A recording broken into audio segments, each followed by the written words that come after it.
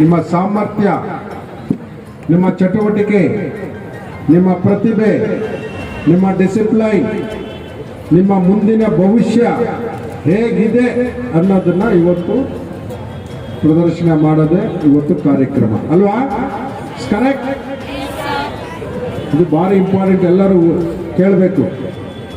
ನಾನು ನಿಮ್ಗೆ ಇಲ್ಲಿ ಗೊತ್ತಿರೋರು ಪ್ರತಿಯೊಬ್ಬರನ್ನು ನೋಡ್ತಾ ಇದ್ದೀನಿ ಕಣ್ಣಲ್ಲಿ.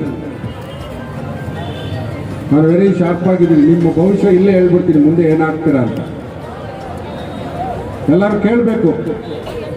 ಇಂಪಾರ್ಟೆಂಟ್ ಪ್ರೋಗ್ರಾಮ್ ಇದು, ವೆರಿ ವೆರಿ ಇಂಪಾರ್ಟೆಂಟ್. ನನ್ನ ಸಮಯವನ್ನು ನಿಮಗೋಸ್ಕರ ಇಟ್ಟು ಬಂದಿದ್ದೀನಿ.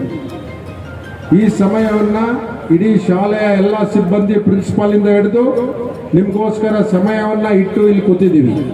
ಒಬ್ಬ ಫಿಲ್ಮ್ ಆಕ್ಟ್ರು ತನ್ನ ಡಬ್ಬಿಂಗ್ ಅನ್ನು ಬಿಟ್ಟು, ತನ್ನ ಕರ್ತವ್ಯವನ್ನು ಬಿಟ್ಟು ನಮ್ಮ ಕಾಲೇಜಿಗೆ ಒಂದು ನಿಮ್ಮನ್ನು ನೋಡಬೇಕು, ಮಾತಾಡಬೇಕು ಅಂತ ಬಂದು ಹೋಗಿದ್ದಾರೆ ಅಲ್ವಾ? This very very important time. ಇದನ್ನ ನೀವೆಲ್ಲ ಪ್ರತಿಯೊಬ್ಬರು ಕೇಳಬೇಕು. ಅಕ್ಕಪಕ್ಕದಲ್ಲಿ ಯಾರು ಮಾತಾಡಬಾರ್ದು. ವೆರಿ ಡಿಸಿಪ್ಲೈನ್ ಆಗಿ ಸೈಲೆಂಟ್ ಆಗಿರ್ಬೇಕು.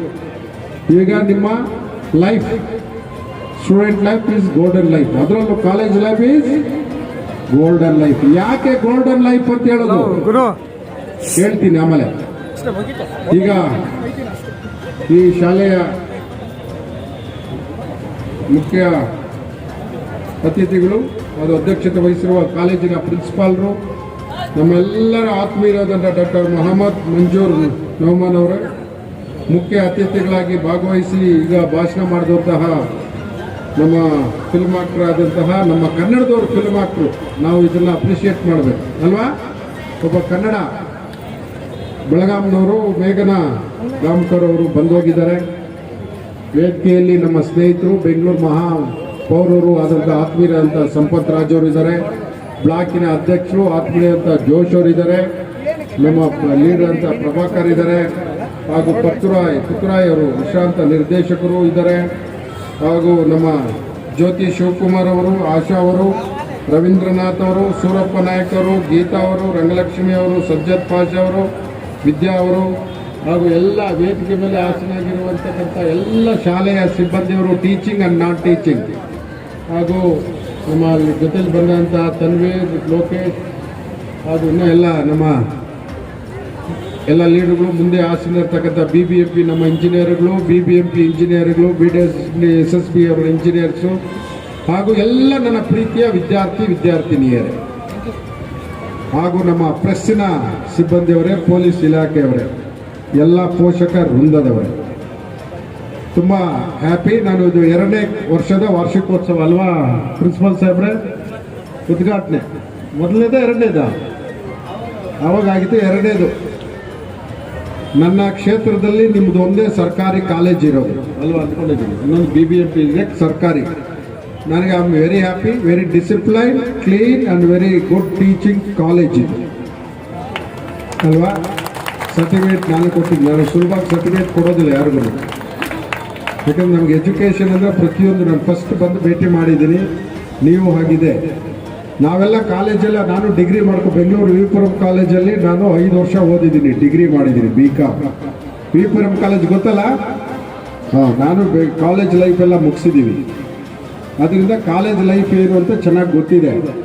ನಮ್ಮ ಮುಂದಿನ ಭವಿಷ್ಯ ಎಲ್ಲ ತೀರ್ಮಾನ ಆಗೋದಿಲ್ಲಿ ಕಾಲೇಜಲ್ಲಿ, ಕಾಲೇಜ್ ಲೈಫಲ್ಲಿ, ಕಾಲೇಜಿನಲ್ಲಿ ಓದ್ತಕ್ಕಂಥ ನಮ್ಮ ಪೀರಿಯಡಲ್ಲಿ 5 ವರ್ಷದಲ್ಲಿ ನಮ್ಮ ಮುಂದಿನ ನಾವೇನಾಗ್ತೀವಿ? ರಾಜಕಾರಣಿ ಆಗ್ತೀವ, ಪೊಲೀಸ್ ಆಗ್ತೀವ, ಡಾಕ್ಟರ್ ಆಗ್ತೀವ, ಲಾಯರ್ ಆಗ್ತೀವ, ಇಂಜಿನಿಯರ್ ಆಗ್ತೀವ, ಇಲ್ಲ ಬೇರೆ ಇನ್ನೊಂದೇನೇ ಆಗ್ತೀವ? ಎಲ್ಲ ತೀರ್ಮಾನ ಆಗೋದು ಯಾವಾಗ? ಈಗ ನೀವು ಇದ್ದೀರಲ್ಲ ಆ ಸ್ಟೇಜಲ್ಲಿ. Very very important. ಕೇಳಿಸ್ಕೋಬೇಕು ಸ್ಟೂಡೆಂಟ್ಸ್. ಯಾಕಂದ್ರೆ ನಿಮ್ಗೇನು ಗೊತ್ತಾಗಲ್ಲ. ಈಗ ನಿಮ್ಮ ಲೈಫ್ ಆಗಿದೆ, ಗೊತ್ತಾಗೋದಲ್ಲ ಆಮೇಲೆ. ಅದಕ್ಕೋಸ್ಕರ ಫಸ್ಟ್ ನಿಮ್ಮ ತಂದೆ ತಾಯಿ ಹೇಳಿದ್ದನ್ನ ಕೇಳಿಸ್ಕೋಬೇಕು, ಪಾಲನೆ ಮಾಡಬೇಕು. ಆಮೇಲೆ ಕಾಲೇಜಲ್ಲಿ ಪ್ರಿನ್ಸಿಪಾಲ್ಸ್, ಟೀಚರ್ಸ್ ಹೇಳೋದನ್ನ ನೀವು ಪಾಲನೆ ಮಾಡಬೇಕು. ಆಮೇಲೆ ದೊಡ್ಡವರು ಹೇಳೋದನ್ನ ಪಾಲನೆ ಮಾಡಲೇಬೇಕು. ಯಾರು ಈ 3 ಜನ ನಮ್ಮ ಮಾತು ಕೇಳ್ತಾರೋ ಅವರು ಈ ದೇಶದ ಉತ್ತಮ ವ್ಯಕ್ತಿ ಆಗ್ತಾನೆ. ಅವನು ಯಾವುದೇ ಫೀಲ್ಡಲ್ಲಿ ಇರ್ಬೋದು, ಅವನು ವಿದ್ಯಾರ್ಥಿ ಅಡ್ವೊಕೇಟ್ ಆಗ್ಬೋದು, ಡಾಕ್ಟರ್ ಆಗ್ಬೋದು, ಸೈಂಟಿಸ್ಟ್ ಆಗ್ಬೋದು, ಇಲ್ಲ ನಮ್ಮ ಥರ ಪೊಲಿಟಿಷಿಯನ್ ಆಗ್ಬೋದು, ಇಲ್ಲ ಪೊಲೀಸರ್ ಆಫೀಸರ್ ಆಗ್ಬೋದು, ಅಥವಾ ಫಾರಿನ್ ಆಫೀಸರ್ ಆಗ್ಬೋದು, ಫಾರಿನಲ್ಲಿ ಹೋಗ್ಬೋದು. 3 ಜನ ಮಾತು ಯಾರು ಕೇಳ್ತಾರೋ ಅವರು ಒಳ್ಳೆ ವಿದ್ಯಾರ್ಥಿಯಾಗಿ, ಈ ಸಮಾಜದಲ್ಲಿ ಅವರು ಒಳ್ಳೆ ವ್ಯಕ್ತಿಯಾಗಿ, ಈ ದೇಶದ ಆಸ್ತಿಯಾಗಿ. ನಾನೆಲ್ಲ ಸ್ಟೂಡೆಂಟ್ನ ಈ ದೇಶದ ಪ್ರಾಪರ್ಟಿ ಆಸ್ತಿ ಅಂತ ಕರಿತೀನಿ ನಾನು, ನನ್ನ ಪ್ರಕಾರ. ಯಾಕಂದ್ರೆ ಈ ದೇಶನ ಮುನ್ನಡೆಸೋದು ನೀವೇನು ಅನ್ಕೊಬೋದು, ಯಾರ್ದು ದೇಶ ಅಂದ್ರೆ ದೇಶ ನಿಮ್ದೆ. ಈಗ ನಾನು ನಿಮ್ಮ ತರ ಸ್ಟೂಡೆಂಟ್ ಅಲ್ವಾ, ನಾನೇನಾಗಿದ್ದೆ ಸ್ಟೂಡೆಂಟ್ ತಾನೆ. ನಾನೇನು MLA ಆಗ್ತೀನಿ ಅಂತ ಗೊತ್ತಿಲ್ಲಲ್ವಾ. ಈಗ ನಾನು ಅಲ್ಲಿ ಈ ರಾಜ್ಯದ 224 ಶಾಸಕರಲ್ಲಿ ನಾನು ಒಬ್ಬ ಶಾಸಕ ಅಲ್ವಾ. ಈ ಕೆಲಸ ನೀವು ಯಾಕೆ ಆಗ್ಬಾರ್ದು? ನೀವು ಆಗ್ತಿರಲ್ಲ, ಕೇಳಿಸ್ಕೊಂತ ಇದ್ದೀರಲ್ಲ, ನಿಮಗೂ ಅರ್ಹತೆ ಇದೆ. ಸ್ಟೂಡೆಂಟ್ ನಮ್ಮ ದೇಶದ ಪ್ರಾಪರ್ಟಿ, ನಮ್ಮ ಸಂಪನ್ಮೂಲ.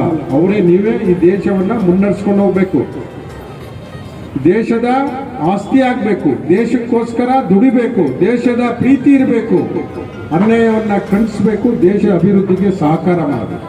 ಇದು ಸ್ಟೂಡೆಂಟ್ ಅಂದ್ರೆ ಇದನ್ನೇ.